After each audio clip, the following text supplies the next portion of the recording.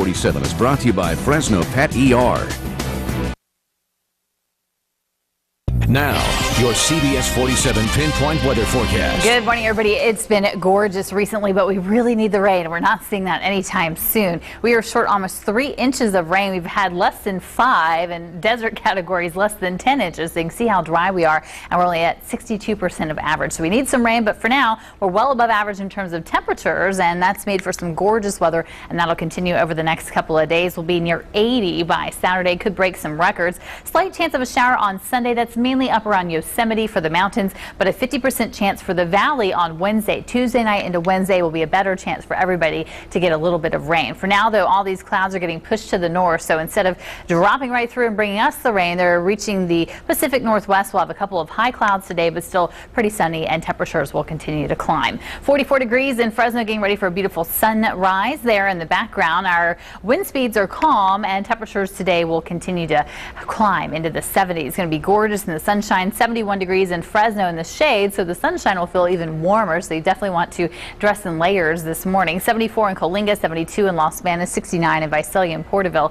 Foothills today, you're in the mid 60s to low 70s there, 64 in Mariposa, 66 in Aubrey, 70 in Squaw Valley, and up in the mountains today, you'll see temperatures there mainly in the 50s. We'll be in the low 50s around Kings Canyon, China Peak, 55 in Shaver Lake, 62 in Yosemite Valley, and 44 in Sequoia National Park if you're in the higher elevations. Air quality is in the good to moderate range, but no wood burning allowed in Fresno County today. You're allowed to burn wood for the rest of the valley. And our Boz mold and pollen counts are both up a bit, still in the moderate range though, with juniper, cedar, birch, and oak in the air. Overnight, upper 30s, low 40s for the valley and the foothills, 46 in Fresno. We're in the 30s and 20s for the higher elevations. And our 7-day forecast shows temperatures jumping 5 degrees tomorrow, mid 70s, near 80 by Saturday. The main thing you'll notice on Sunday is the cooler weather. Back around 70 for Sunday and Monday. Could get a sprinkle or two, better chance of rain by Wednesday. For the mountains, you're in the mid 50s for now, 60s by Friday and Saturday. Nice start to the weekend, and 40s on Sunday, about a 40 to 50% chance of rain and snow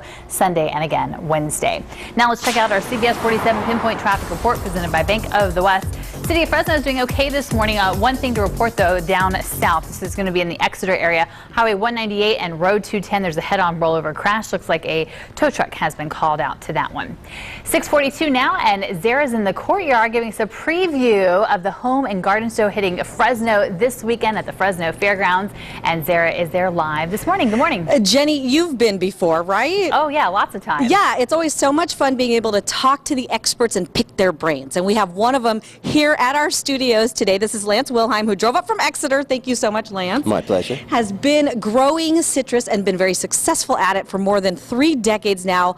Author, you contribute to Sunset Magazine. Right. You know your stuff. I hope so. You're making me sound old, though. Oh, no, I'm sorry. You started when you were 5, though, That's right. So there you go. Yeah. So we're talking citrus this time. You talked about blooming tips earlier. So tell me what you wanted to show me.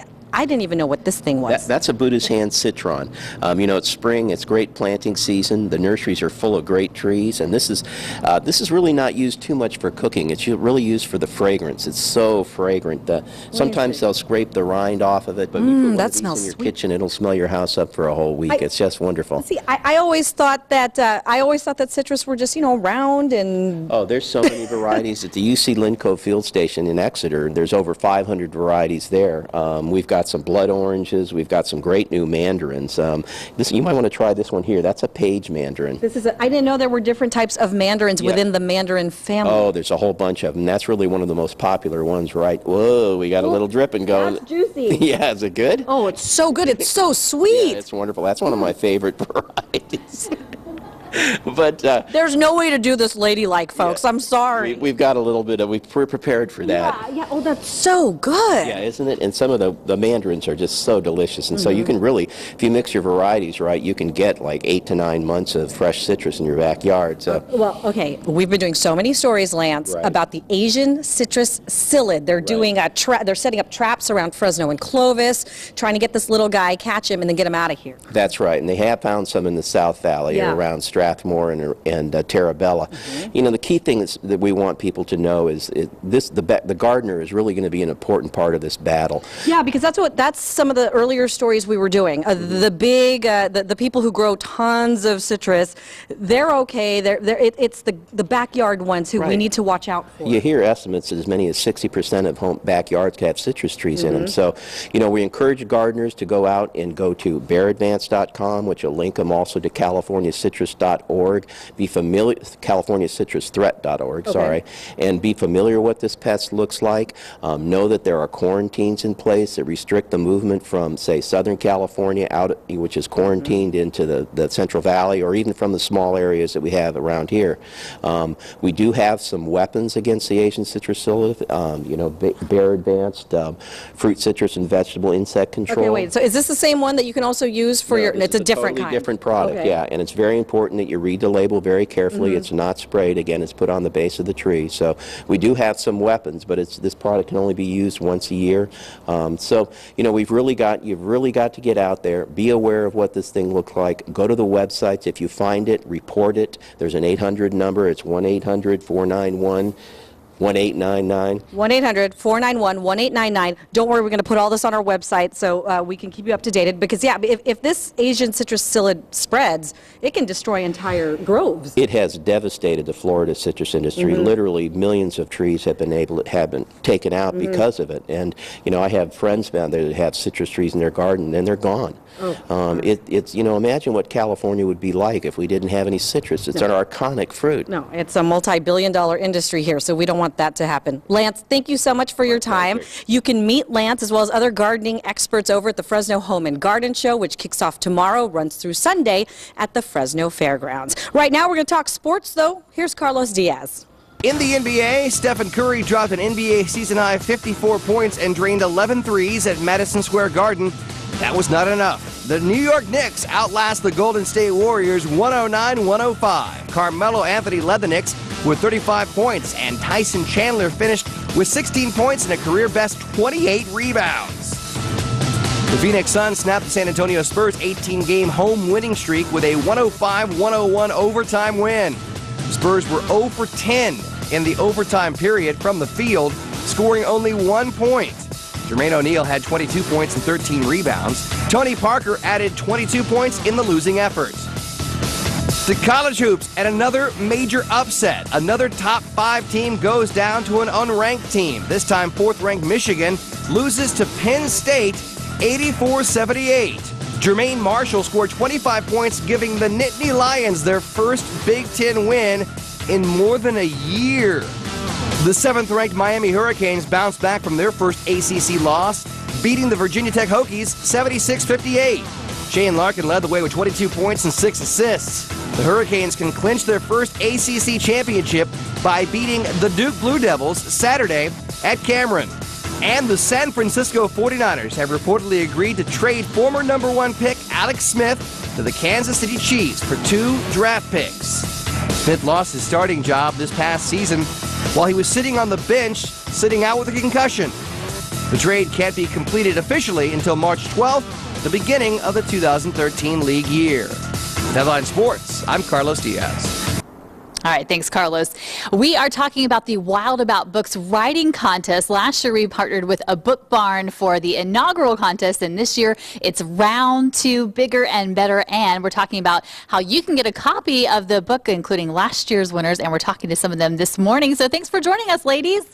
Thank you. Good to see y'all again. Wild About Books, we're kicking off the new contest. You're going to have till May 15th to get your writing in.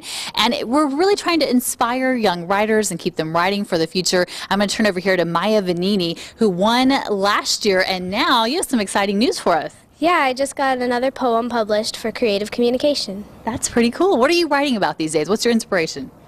I don't really have an inspiration. Whatever comes to me, usually I just start writing and it forms itself. So as you continue to get affirmation, you get published, it just makes you want to keep going, right? Oh yeah, definitely. It's a lot of support. Sometimes you're going to wonder while you're in the middle of a story, why am I doing this? It's taking too long. I could be doing something else, but it really pays off. That's right. Sometimes we need that affirmation to keep going, right? Oh yes, definitely. All right. And over here we have Valerie Campos. Congratulations, one of our past winners as well. Thank you. And you are going on to beauty school, you said. I am. I have to support the writing. That's right. So I love it. You have a practical idea, but you've also been inspired to keep writing as well. Yeah, I've written all my life, so it's what I want to do. Cool. Now, what did it mean to you to win this contest? Everything. It's kind of the first affirmation that I have that my writing's actually worth something, so it's important. Right. So it'll keep you going all lifelong, right? Yes. What do you think the next thing you'll be working on will be? Probably just working on the rest of my novels. That's right. Ooh, novels. You're going for it. The whole book, huh? Oh yes, I never stop. Okay, well, thanks to Valerie. And then sliding down here, we have Madeline Knutson, and she was one of the winners last year. She's going to be one of the judges this year. Good to see you again. Good to see you too. All right, you have some exciting things coming up in your life. I really do. I'm going to Israel in the spring, in April, and going to do some traveling, and hopefully that will give me something to write about. Lots of inspiration. You said you've also want to keep writing after you won. You were one of the grand prize winners as well. Yeah, that was amazing. So what's next? Oh, I have no idea. I'm still writing. I'm still trying to figure out what my life is going to be. Exactly. So why do you think it's important? You're going to be a judge this year. You're involved any way you can help out. Why is it so important to help out again and keep this contest going? Because I really believe, like Valerie said, the affirmation is everything. If you're not encouraged, it's hard to keep plugging on. Right. You need to know. You want to know, yes, somebody wants to read what I'm writing. Yes, exactly. And I got to say, as a past judge last year, I love what everybody wrote. So you're probably going to really enjoy seeing what other people, the talent we have here as well. I'm so excited. All right. Well, thanks so much to the ladies. If you want to meet them and support our local writers, and you know, these can be famous names one day, you can get a book and get it signed this Saturday. Just head out to a book barn in Clovis, right on Clovis and 7th Avenue from 1 to 4. The book's only $12.95, and that supports next year's contest and the winners. You get to meet all these ladies, have them sign your books, and you can pick up a application so that you can apply if you are a school-age student. You're eligible, and the contest runs through May 15th this year, so we'll be previewing local authors every week leading up to that as well. You can also pick up a application at our studio as well. So thanks, ladies, for coming in. Great to see you all. Best of luck with writing, and we will be by Insight Vision Center. We continue to follow breaking news this morning. An 8-year-old girl shot overnight inside a house near Belmont and First in Fresno. Let's get one more check on what's going on out there with Mike Scott. Mike? Yes, Sarah, this was apparently a gang-related drive-by shooting happened between 3:30 and 4 this morning at 4th and Thomas in central Fresno. A car pulled up in front of a house, fired a number of shots at some cars in front of that house. Some of the bullets actually went into the house, and 2 of those bullets struck an 8-year-old girl who is now at Community Regional Medical Center. She has undergone surgery, and we understand she is in stable condition. Now, Fresno police tell us it's too early to tell what kind of a gun might have been used in this shooting. I can't say exactly what type of weapon it was. We do have ballistic evidence indicating that there was more than one shot fired at the house. You recovered some casings? Yeah, there are expended shell casings outside the front of the house. And we're waiting for a description on the suspect car. We don't know if anybody actually saw the car leaving the neighborhood, but a number of shell casings have been recovered from the street behind me. Fresno police continue their investigation into this drive-by shooting that happened just a few hours ago.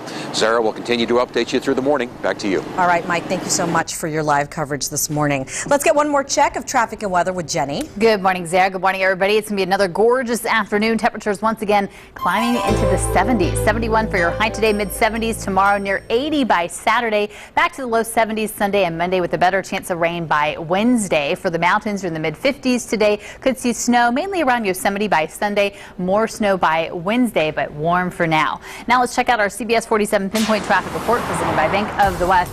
One thing to report toward the foothills this morning. This is going to be Highway 180 and Crawford out past Centerville. Looks like we have a car that was run off the road, crashed into some trees there, but the city of Fresno is clear this morning. We've had some earlier incidents. Those have all been cleared up. To the south, everything is clear as well. So a smooth commute for your Thursday pre-Friday morning. No fog to worry about since we've been so warm and so dry, and we'll keep you updated as we go along throughout the morning. Don't you love talking to those authors, those young authors? I love it. Yes. I think anybody that can swing by a book barn Saturday from 1 to 4, you should do it, because just talking to them, you get inspired yourself to find out more and to support our own local authors. So you can buy a book for $12.95, get it signed by the past winners. You never know who's going to go on and become big and famous, and it supports their creative, spirit. Yeah, and the contest, Wild About Books, is going to start up again soon. The 2nd annual already. Yeah. Can you believe it? Saturday's the kickoff, Yeah. and it goes all the way through May 15th. So anybody who's in school can apply and just submit, anything you want to write. Yeah. Young to older Or draw, students. because it's for illustrators, Exactly, as illustrators well. also. We're keeping an eye on Vatican City. Here's a live look right now.